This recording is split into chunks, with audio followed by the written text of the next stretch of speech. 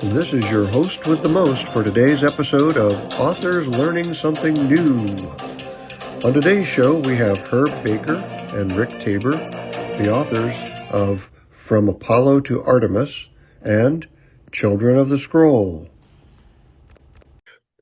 Hey, everybody, we're here today. Herb and I met at the recent authors event at the University of Houston in Clear Lake at Pearland.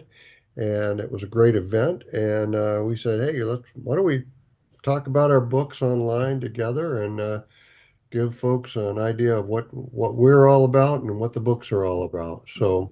Yeah. Um, so Herb, what inspired you to start writing? Well, I worked for NASA for 42 years and grew up here locally where the Manned Spacecraft Center, now the Johnson Space Center, was built. And so from the time I was 12 years old, I've been kind of connected to what's going on with NASA. And again, went to middle school and high school with the Apollo astronauts kids. And so anyway, then had a career with NASA. And so I've got to do a lot of cool things, meet a lot of cool people, astronauts, and I do a lot of social media. And so people for the last 10 or 12 years have been telling me, you need to write a book. And I kept hearing it and hearing it. And of course, I'm thinking, oh yeah, right. What do I don't know nothing about writing a book. I've never taken a writing course. Who's going to want to read a book by me anyway? And so anyway, uh, I retired, had the time, and finally decided, I guess in part just to get my friends to stop bothering me, I wrote the book. So that's people want a different answer sometimes when they ask me what inspired me, but that's pretty much what it was. It was my friends beating on me to convince me that I needed to put all of this stuff down in a book. Pretty much my entire so the name of my book is, From Apollo to Artemis, Stories from My 50 Years with NASA. If you count the whole time, it's more like 60 something years. But anyway, yeah, that's how I got my book started. So what inspired you to write your book, Rick? Um, well, I've always had this weird section of my brain that too much creativity, way too much creativity.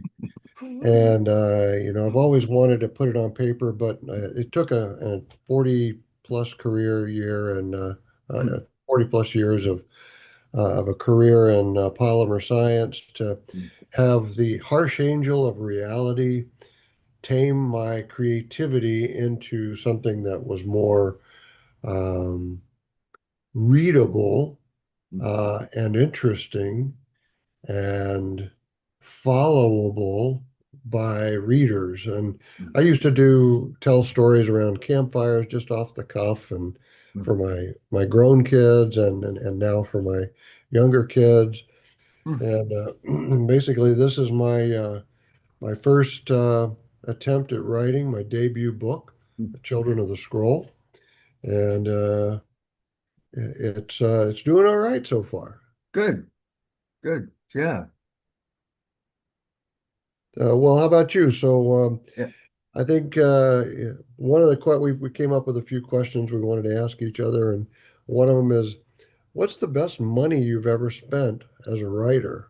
Yeah. So uh for me, I started uh trying to write in Microsoft Word, right? I guess a lot of people do that. And so again, I'm covering, 50, 60 years and a lot of stuff happening in there, and I'm trying to keep it in kind of chronological order. And so I'm typing away on Word, and I'll think of a person or a place or a thing or a conversation or an activity, and I think, oh, I want to write about that. And I think, well, I didn't want to have 500 little yellow stickies.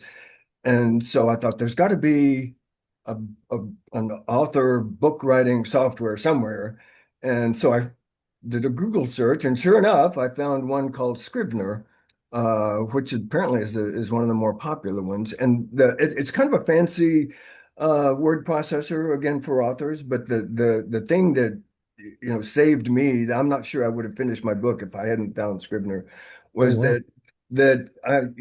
writing and something pops into your head that you want to remember to write about, and you just punch a button and a electronic digital card comes up, the index card, and you can type on there, oh, don't forget to write about this person or that conversation or this event or that activity, and then just slide it over into your outline there and go back to what you were doing. And so $60 or something like that. And again, I honestly, I'm not sure I would have made it all the way through my manuscript if I hadn't had that software helping me keep everything organized and keeping me sane, when trying to keep up with all of the hundreds of different people and places and things I wanted to write about.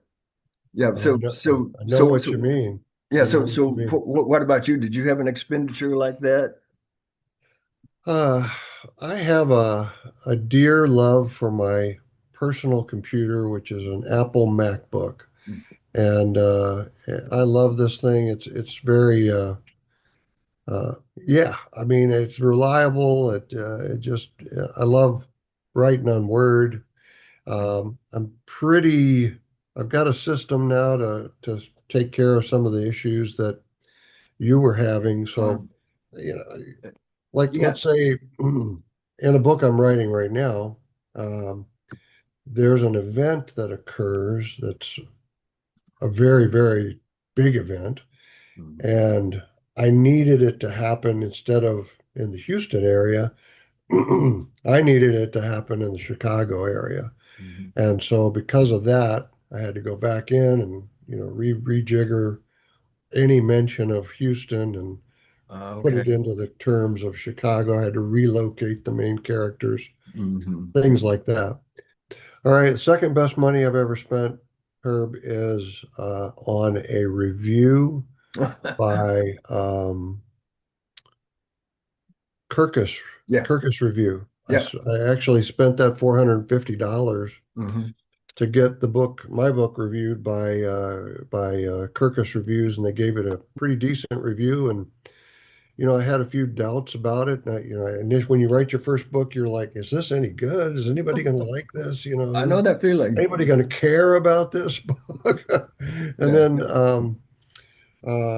you find out later, yeah, well, you got some chops. Hmm. People are telling you, "Hey, this is Yeah. great." Yeah. Yeah. Uh, but I needed that. I was trying to get the book into libraries because right now it's in 43 libraries across the United States.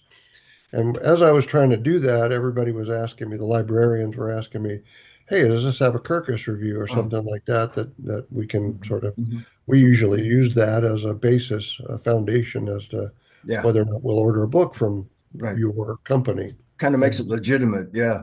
legitimate, yeah. So I put you mainstream, and I talked to a Yeah. librarian afterwards, and she said, "Yeah, this review is definitely put you in the mainstream. So this is money well spent." So Yeah. next time, that's maybe something you can consider in the future if Yeah. you haven't already done it. Yeah, yeah, no, no, exactly. In fact, I'm sitting here thinking, yeah, I have not done that, and because and I only have my book in one library, and it's actually University of Houston Clear Lake, the main University of Houston Clear Lake There campus. you go. So yeah, I may just have to do that. Yeah, because I You, would like to you get it in the libraries a little more widely. after this interview is over, I can send you a list of libraries and some tricks of the trade for getting into the library as opposed to your book ending up in the Friends of the Library Right. book sale, Right. So Yeah. that's the dreaded Friends of the Library book sale. Yeah, Don't right. want to have your valuable book in that. Yeah, no, I'd appreciate that. Yeah, that'd be great, Rick. Thanks. Absolutely, yeah. This is the kind of thing that I really like to do with authors is to collaborate Yeah. because I'm debut author. I'm green and I'm still learning. So Oh, me too. every time I talk to somebody like you, I learn tons. Mm, So all yeah. right, you ready for that next question Yeah, then? sure. Let's go. All right, when did you start writing? Well, oh, so this may surprise you. It's about 3 years ago. I was 71 And so it just goes to Yes. show that you're never too old to learn something new, right? And so now the interesting thing about that for me is that because it again never having taken a writing course and certainly never written a book, I had to learn a lot. And in fact, I self-published, and so I had to learn how to do that too. And so I've thought several times, you know. I feel like it's a total waste now if I don't, go back and try to write another book, right? I've learned how to do all of these things and I feel like I could do a good job at it. So, let me work on some ideas and try to put all of this good stuff I learned to good use. So anyway, yeah, again, I was 71 when I started and 73 when I finished the final draft. Yeah, Nice. so Nice. so so how about you? I know you're not quite as old as me. Oh, I'm getting there very, very fast, faster than I'd like. Um, so when did I start writing this book? Oh, well, the original title of this book was The Mud Woman Hmm, because the con so sorry, I'm having allergies today. hmm. The concept for this book came about when my daughter and I were driving along and we came to this culvert and it was a stop sign there and there was this little old lady bent over with a hood and sort of a long cloak and she had a basket and she came up and she looked really spooky in the dusky, light. And she said, "Who is that, Dad?" And I said, "Oh, that's the Mud Woman. She's out collecting children who are out past their bedtimes to digest." So she punched me in the arm and then I Mhm. said, "Well, this could be an all right story." And Yeah, yeah. but anyway, so it eventually uh, converted into from the Mud Woman into the pandemic scroll into the Mm, children of the scroll. mm-hmm. After I got to talking with a group of beta readers, Mm, so mm-hmm. that's so when was beginning of 2024. Finished it Oh, oh, first okay, wow. draft in August of 2024 and which is people say is fast, but it Yeah, went. I had time, and it came pretty yeah, quickly. And yeah, I'm real passionate about getting it done, get her done, sort of guy. And so yeah, I hmm. mean, yeah, Yeah, that's my story on when it was yeah. done. Um, all right, how about who is your hero? Yeah, so that's an easy one for me. I actually do a lot of speaking, public speaking and presentations and podcasts and things, and I get asked that the question I get asked worded a little differently maybe. It's what's the most memorable thing about your long career with NASA? And it was meeting who I consider my hero. It was Fred Hayes, who was the lunar module pilot for Apollo 13. And of course now he's with once Jim Lovell, who was the commander of Apollo 13, passed away about 9 months ago.